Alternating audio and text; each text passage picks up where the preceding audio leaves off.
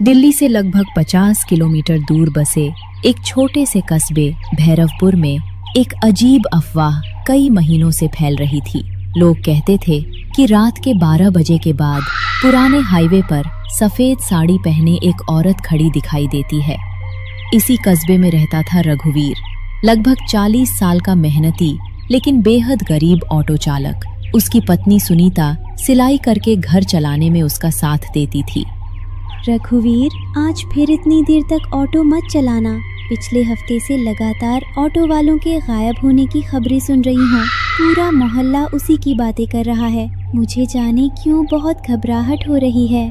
सुनीता, डर से पेट नहीं भरता। दिन में मुश्किल से 3-4 सवारी मिलती है। रात में एयरपोर्ट और स्टेशन से कुछ अच्छी कमाई हो जाती है। अगर आज भी जल्दी लौट आया तो इस महीने का किराया कैसे भरेंगे? तुम चिंता मत करो, मैं उस पुराने हाईवे की तरफ बिल्कुल नहीं जाऊंगा। तुम हमेशा यही कहते हो कि चिंता मत करो, लेकिन दुनिया बदल गई है। लोग यूं ही नहीं गायब हो रहे। कोई तो वजह होगी। अगर कोई सुनसान रास्ते पर अकेली औरत भी मिल जाए तो उसे मत बैठाना। अगर हर सवारी पर शक करूंगा तो ऑटो चलाना ही छोड़ना पड़ेगा। मैं संभल कर रहूंगा, भगवान पर भरोसा रखो। रघुवीर रात करीब 10:30 बजे घर से निकल गया। उधर पूरे ऑटो स्टैंड पर भी अजीब सन्नाटा था। वहाँ उसके दोस्त बबलू और नरेश पहले से बैठे थे। रघु, आज भी निकला है? मैंने तो फैसला कर लिया है कि 12 बजे के बाद ऑटो नहीं चलाऊंगा। 2 दिन पहले राजू गायब हुआ, उससे पहले महेश। पुलिस भी कुछ नहीं कर पाई। मैंने अपनी आंखों से देखा था भाई। उस रात हाईवे के मोड़ पर एक सफेद साड़ी वाली औरत खड़ी थी। मैंने सोचा सवारी होगी, लेकिन जैसे ही ऑटो मोड़ा वो अचानक गायब हो गई। मैं तो डर के मारे सीधे घर भाग आया। हो सकता है किसी ने मजाक किया हो। लोग डर जाते हैं तो हर परछाई भूत लगने लगती है। काश बात इतनी ही होती। राजू का ऑटो अगले दिन सड़क किनारे मिला था। इंजन चालू था, चाबी लगी हुई थी, लेकिन राजू का कहीं पता नहीं चला। रात धीरे धीरे गहरी होती गई। 12 बजने में कुछ ही मिनट बाकी थे। रघुवीर ने तय किया कि आखिरी सवारी लेकर घर लौट जाएगा। सड़क लगभग खाली थी।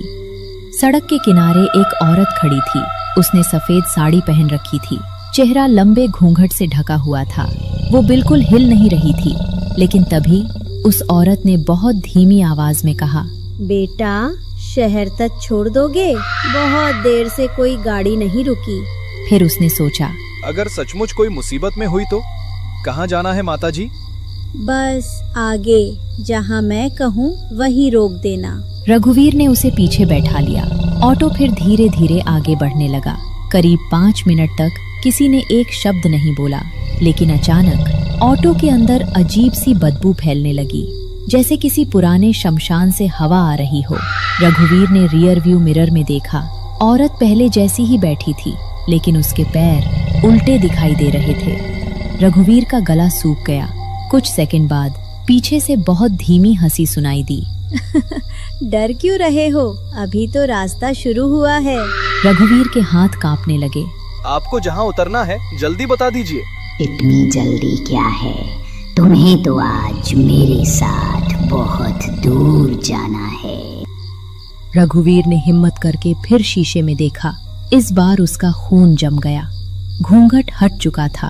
मुंह कानों तक फटा हुआ था। रघुवीर जोर से ब्रेक लगाने ही वाला था कि ऑटो का इंजन अपने आप बंद हो गया। चारों तरफ घना कोहरा फैल गया। कई साल पहले इसी सड़क पर लोगों ने मुझे जिंदा जलाकर मार दिया था। अब जो भी रात में मुझे अपने साथ बैठाता है वो कभी अपने घर नहीं लौटता। मैंने आपका क्या बिगाड़ा है? मैं तो बस मेहनत करके अपने घर का पेट पालता हूँ। मेरी पत्नी मेरा इंतजार कर रही होगी, मुझे जाने दो। हर इंसान यही कहता है, लेकिन अब तुम्हारी मंजिल मेरा संसार है।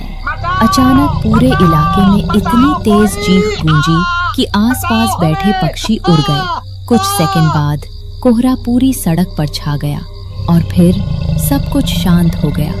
अगली सुबह पुराने हाईवे के किनारे रघुवीर का ऑटो खड़ा मिला। इंजन बंद था, लेकिन रघुवीर कहीं नहीं था। उधर घर पर सुनीता पूरी रात दरवाजे पर बैठी उसका इंतजार करती रही।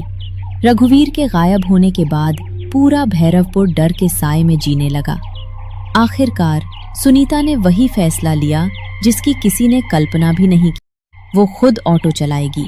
सुबह जब सुनीता रघुवीर का ऑटो लेकर स्टैंड पहुंची तो सभी लोग हैरान रह गए।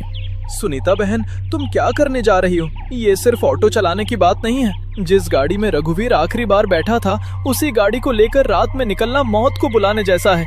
तुम जितनी बहादुर हो उतनी ही समझदार भी हो। मेरी बात मानो, कोई दूसरा काम ढूंढ लो।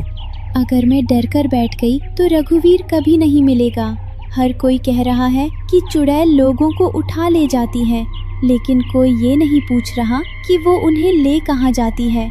मुझे यकीन है कि इस रहस्य का कोई सिरा जरूर होगा। जब तक मैं खुद उस रास्ते पर नहीं जाऊंगी, तब तक सच्चाई कभी सामने नहीं आएगी। बेटी, एक बात मैंने आज तक किसी को नहीं बताई। करीब 25 साल पहले इसी हाईवे पर एक औरत की मौत हुई थी। उसका नाम कमला था। गांव वालों ने उस पर झूठा इल्जाम लगाया कि वो तंत्र मंत्र करती है। भीड़ ने बिना सच जाने उसे इसी सड़क किनारे बने पुराने बरगद के पास जिंदा जला दिया।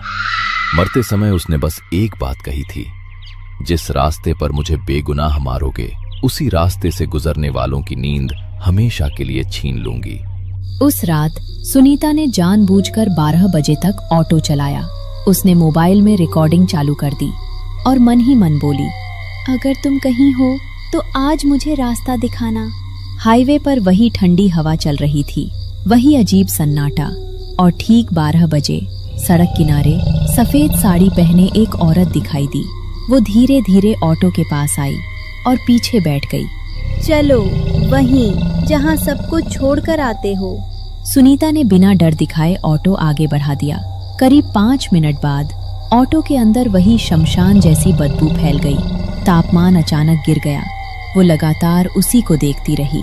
तुम वही हो ना जिसने मेरे पति को गायब किया? पीछे से लंबी डरावनी हंसी गूंजी। तुम्हारे पति को और उन सबको जिन्होंने मुझे अपने साथ बैठाया। झूठ। अगर सिर्फ बदला लेना होता तो तुम उन्हें सड़क पर ही मार देती। तुम उन्हें कहीं ले जाती हो, क्यों? पहली बार चुड़ैल चुप हो गई। कुछ देर बाद उसकी आवाज पहले से धीमी हो गई। मरने से पहले मैं भी किसी की पत्नी थी। मुझे बचाने कोई नहीं आया, इसलिए अब किसी का घर नहीं बसने दूंगी। अगर तुम्हारे साथ अन्याय हुआ था तो उसका बदला बेगुनाह लोगों से क्यों? मेरे पति ने तुम्हें कभी देखा तक नहीं था। बाकी ऑटो चालकों ने भी तुम्हारा क्या बिगाड़ा था?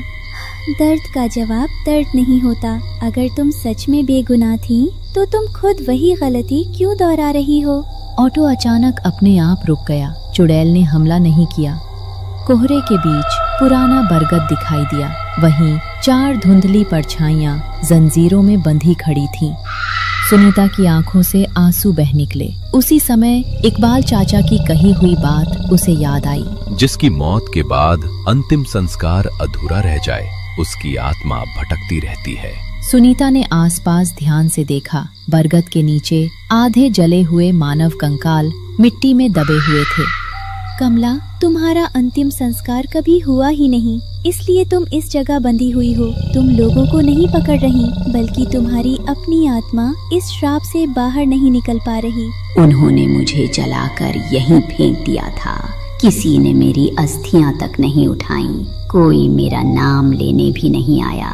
अगर मैं तुम्हारा सम्मान से अंतिम संस्कार कर दूं, तो क्या तुम मेरे पति और बाकी लोगों को छोड़ दोगी? कुछ क्षण तक सन्नाटा रहा। फिर चुड़ैल ने धीरे से सिर झुका दिया। अगली सुबह गांव के सरपंच और इकबाल चाचा को लेकर उसी बरगद के पास पहुंची। पहले तो किसी ने उसकी बात पर विश्वास नहीं किया, लेकिन जब खुदाई हुई तो सचमुच जले हुए मानव अवशेष मिले। गांव के कई बुजुर्गों ने शर्मिंदा होकर स्वीकार किया कि भीड़ ने बिना सबूत उसे डायन समझ लिया था। उसी शाम पूरे विधि विधान से कमला का अंतिम संस्कार किया गया।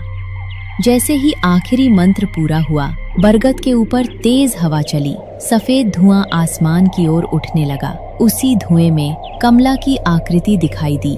आज इतने वर्षों बाद किसी ने मुझे चुड़ैल नहीं, इंसान समझा है। मेरा क्रोध यही समाप्त होता है। इतना बोलकर चुड़ैल वहां से गायब हो गई। उसी पल बरगद के पीछे खड़ी चारों परछाइयां भी आजाद हो गईं। अब सब ठीक हो चुका था। रघुवीर फिर से ऑटो चलाने लगा और अब वहां कोई चुड़ैल दिखाई नहीं देती।